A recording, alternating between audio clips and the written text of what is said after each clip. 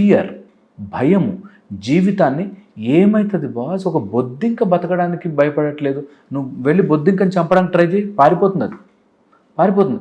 నేను after all బొద్దింకని, చస్తే చస్తానులే అని అనుకోదు.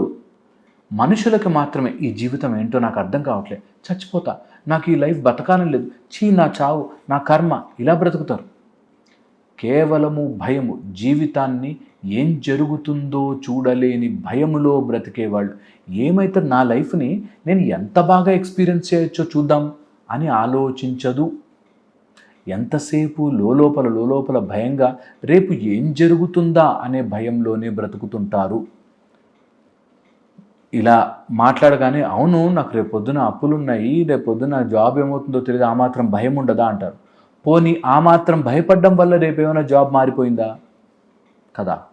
సో ఇది ఆలోచించుకొని నేను ఈ రోజు నుంచి భయపడను, ఏమవుతుంది లైఫ్కి, అలా అని వదిలేయను, ప్రయత్నము చేస్తాను. ఇది ఫస్ట్ థింగ్. భయము లేకుండా ప్రయత్నము చేయడము అనేది మూలాధారము నుంచి, జంతు స్వభావం నుంచి మిమ్మల్ని బయటకు తీసుకొస్తుంది. మీరు చూడండి, ఏ జింకని పులిని ఏదైనా సరే అది నీళ్లు తాగుతూ అటు ఇటు చూస్తూ ఉంటుంది, భయం దానికి. కనీసం నీళ్లు ఒక జింకని చూడండి మీరు, అదొక్క నిమిషం తిట్లాని మళ్ళీ చూస్తుంది. ఒక పక్షిని చూడండి, అది ఎంతసేపు ఎవరు చంపేస్తారేమో, ఏ బాణం వచ్చి ఎక్కడ గుచ్చుకుంటుందో, ఆర్ ఏ ప్రెడేటర్ వచ్చి తినేస్తుందో అనే దాంట్లో ఉంటుంది. ఇంక్లూడింగ్ యానిమల్స్, పెద్ద పెద్ద జంతువులు కూడా ఆ ఫియర్లో బ్రతుకుతూ ఉంటాయి.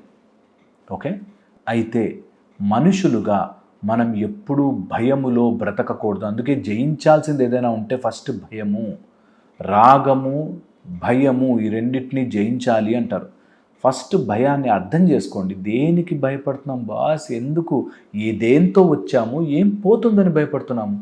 ఎంటీ హ్యాండ్స్, ఎంటీ లెగ్స్, ఏ ఒంటి మీద ఒక్క బట్ట ముక్క లేకుండా వచ్చాము, ఏమీ తీసుకుపోము, దేనికి భయపడాలి అసలు అనే ఒక కాన్షియస్నెస్లోకి వస్తే మూలాధారం మీద ఫస్ట్ కవర్ తీసి బయటపడేసినట్టు. శ్రీ సూర్య త్రిచక్ర సాధన నేర్చుకోవాలనుకుంటే మాత్రం ఈ జూలై 13th to 17th మనకు ఆన్లైన్ బ్యాచ్ ఉంది. ఎర్లీ మార్నింగ్ మీకు జూమ్లో 6 to 7 AM ఉంటుంది.